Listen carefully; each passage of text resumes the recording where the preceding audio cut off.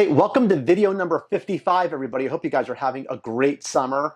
And I have a lot of cool things I'm going to show you guys today. But the first thing I want to talk about are my green Sanzinnia. If you've been watching my videos, you know I've been talking about I have a gravid female. I thought I had a gravid female. Sanzinnia, they will mess with you. They will absolutely mess with you, which is why I appreciate so much more guys like Keith McPeak and the Paul Mitzelfelds who are able to produce these animals consistently. This girl, she did all the right things. The same thing she did to me the previous year. She went off a feed. She got really dark. She was basking. Everything that, dictating or indicating that she was gravid. But we're past 140 days now. She's shed. She's been eating, and there's no way I would think this girl is gravid. So yeah, it totally bums me out. But I have another girl for next year. So between her, I may not even try her this year, I'll be honest with you, because she didn't eat for so many months that I want to get her weight back on her. But yeah, total bummer. Also on that note, my friend AJ, he goes by AJ Serpents.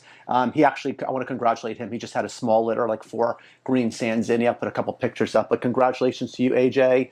And yeah, I wish so badly I was able to get a few babies out of this girl this year. All right, so let's jump into video number 55. Very quickly though, can you guys hit the like button really quickly for me? I never ask you to do that, but can you smash that like button for me? Thank you for doing that, and don't forget to subscribe to my videos. We're gonna do 2 things in today's video. The first is I got another box of baby Boelens pythons in. I actually shot this footage back in June, so I'm gonna show you the unboxing of those baby Boelens pythons. I'm also going to show you those after that clip. I'm going to show you what those animals are looking like today. It's been several months since they've been in my care. And the second thing we're going to talk about is I recently got a small clutch of green tree python eggs. I mean, a really small clutch. But I want to talk about 2 significant days when you're talking about green tree python egg management. The first is day 15, and the second is day 10. And I'll get into specifics exactly what I'm referring to when I talk about that. So let's go open up some baby Boelens pythons right now. Hey guys, as I always say, home is our happy place, especially when I get new snakes in. I was going to babble for a little bit and tell you about these animals, but I'm not going to do that. I'm just going to open them up, show you guys what's in here.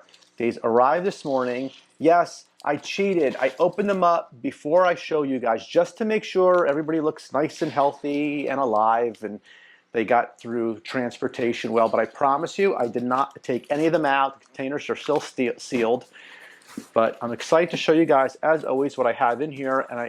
And the other thing I always feel the need to say, because I think it's really important that I do, is that no matter how many babies I get in, no matter how many animals I get in, and as long as I've been doing this, I promise you, I am just as excited as the first time I'm opening a box. I look forward to it the night before. I'm excited. So I'm just excited to show you guys what I got. Newspaper. Everybody looks awesome. Nice packing job too. Baby, can you just peek in there? So guys, you can see we got 2 pair of baby Boelens pythons. So I'm going to take them out for you guys. Looks like somebody, yeah, a few of them just defecated coming in. So what can I tell you guys about when I get these baby Boelens pythons? And as you guys know, if you watched my video, in the last video, I got 9 babies in, and today I got 2.2 more, right? So that's 13 animals. Baby Boelens pythons are really weird. God, look how pretty that is. That is that's a male. They're just gorgeous, and these guys are they're much smaller when they hatch out. These are well-started babies. So I was going to say to you is that, yeah, I got 13 of them this year, and it's really weird because every year, honestly, for many years, I try to get baby Boelens pythons in every year. Trust me, I do. Most years, I'm not successful at all. About a year ago, I was able to get a larger pair in from somebody. And this year, I'm able to get 13. There's no rhyme or reason for it. There are quotas every year to bring babies in. It's just that, can't get this on. It's just that I'm not always, fortunate enough to be one of the people who are able to get them in. I don't know what the quotas were this year in the United States. Let's take out a couple more of these. I have no idea what the quotas are. I could just tell you that so far, I got 13. Will I be getting, many of you reach out to me, hey, are you getting more baby Boelens pythons in? And as I tell everybody who does that, I might get more in this season. It may take another 10 years before I get more baby Boelens pythons, and I have no idea. Let's show you guys one of the females now. And I set them up.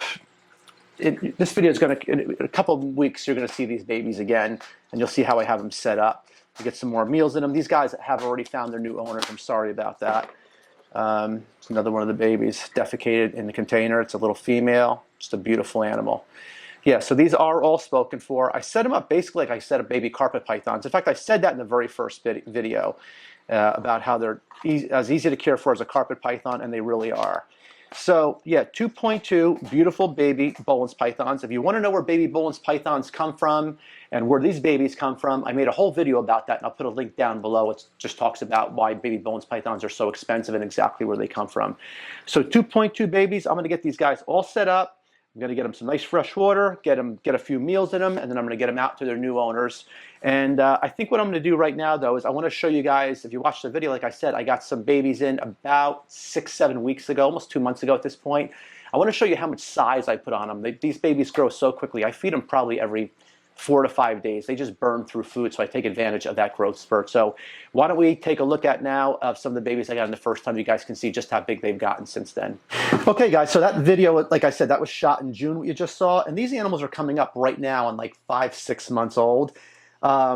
They're hatched at about the size of a baby carpet. So if you just can compare it to that, let me get this one out of here. This is a female. All right, come on, baby. They're not cooperating right now. I just want to show you guys how pretty that is.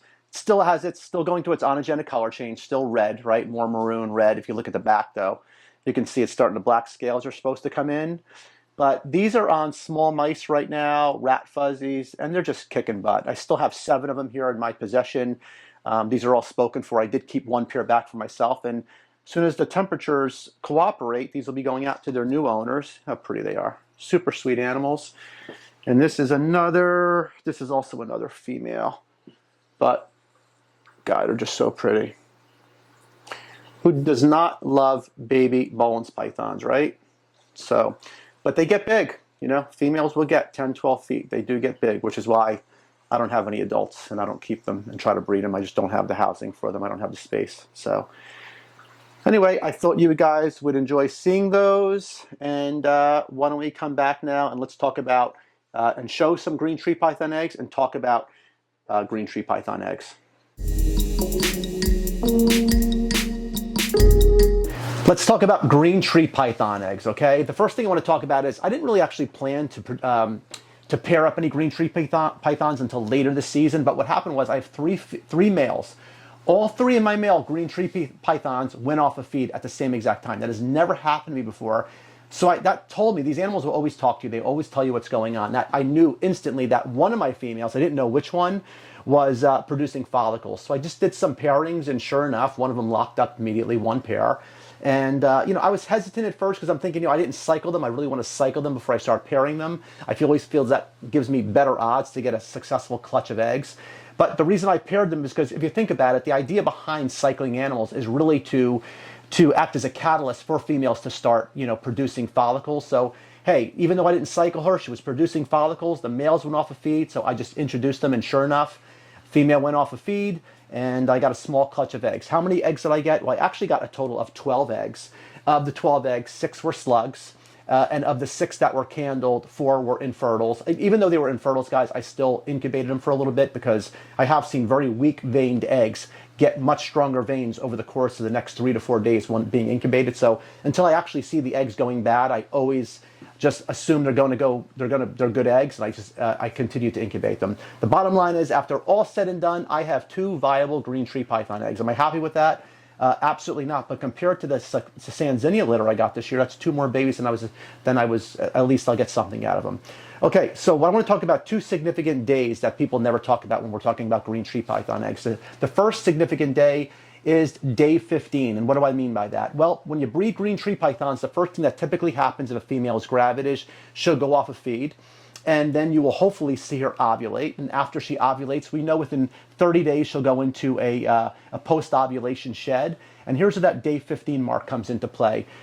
After the post-ovulation shed, typically within 30 days, that female will lay a clutch of eggs. That's what's going to happen. So we know that's within 30 days. But what's something people never talk about is that you always pray and you keep your fingers crossed that those eggs are not going to come for minimally 15 days. Because if you get eggs before 15 days, in most cases, you're going to either get a lot of slugs or a lot of infertile eggs. So keep your fingers crossed that when you're going to get a clutch of eggs from green tree pythons, they come on either day 16 or later.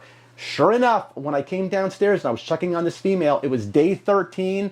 And even though I saw her on the eggs, I knew instantly it was not going to be a good clutch of eggs. And sure as anything, I looked in there and I saw a lot of slugs, and I could tell just by looking at the eggs, I could tell they were infertile even before I candled them. So the first thing you're always hoping for when you get in that first clutch of green tree python eggs, you're going to hope that they come on day 16 or later.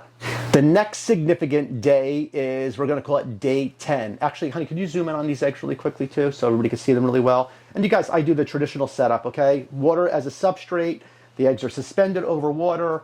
87.4 on the incubation, and typically by the last week, they'll hatch in about 49 days, being incubated at 87.4 degrees. And what I will do for the last week of incubation, I will decrease the temperature with the eggs by 1 degree. Okay, so when I'm talking about day 10, what's the significance of that? Well, now you have your eggs. Some of them have weak vein development. Some you're pretty sure are slugs, but you're still going to incubate them.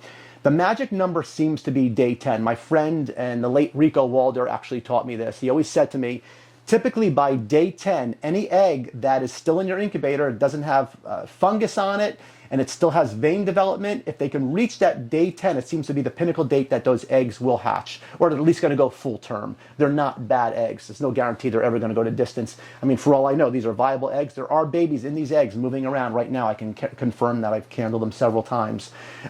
They could still come out as stillborn. They could be fully formed dead in the egg by the time they hatch. It's possible that could happen. So even to get past that day 10, there's no guarantee you're going to get a live baby, but the bottom line is those eggs are at least going to go to the finish line. Let's hope that doesn't happen. Let's hope we don't get the fully formed dead eggs, which seems to be happening quite a bit for a lot of people right now. I'm hoping by just dropping that temperature by that 1 degree for that last week, we're all hoping as a community that seems to be making a difference. It helped me on my last couple clutches, so hopefully it's going to happen again. So there you have it. Day 15 is significant because when your female is gravid and she's laying eggs, you're hoping, fingers crossed, you're not going to get eggs before day 15. People are going to write me and say, Gary, I got a clutch on day 14. They were perfect. That can happen, I guess. If that's happened to you below day 15, I want to hear about it. Please comment below. In my experience, though, anytime I've received eggs, my female laid before day 15, it was never a great clutch. And that second significant day is day 10. If those eggs, you can get them to that day 10 mark where they're not fungused up and they're good, they're intact. Typically, those eggs will get to the finish line, and you may get fully formed, but at least you know they're good eggs. They were viable eggs. So I hope that helps a little bit with egg incubation and green tree python egg management. And if your experience is much different than mine, please let me know below. Hey, this wraps up video number 55, but I'm going to be in Daytona this year, so hopefully I'll see a lot of you guys in Daytona. I haven't been there in quite some time. I actually went to the very first one when it was in Orlando. That was like 1989. I'm old. We all know I'm old, but I was at the very first one. Anyway, if you're in Daytona, please, I'd love to say hi to a bunch of you out there. So if you see me walking around, please come up and say hello. Second thing I want to show you guys really quickly is some of the holdbacks from last season. This is a Tamika green tree python locality crossed an Aru green tree python locality. This animal is just unbelievably stunning to me. And I know a lot of you guys have purchased a lot of these babies from me. This was a red neonate. And my God, is this animal spectacular or what? And the good news is I actually should have some more babies from this clutch in the coming weeks. So I'm really excited about that. And this, for those of you who got a jungle carp, I didn't breed my jungles this year. I gave them the year off. I do plan to repeat the pairing of jungles last year. It's a David Hastings cross Michael Beach jungle, pure jungle carpet python line. And this animal here, I mean, that's to me, I think we'd all consider that kind of a trophy animal, just a gorgeous jet black and bright yellow.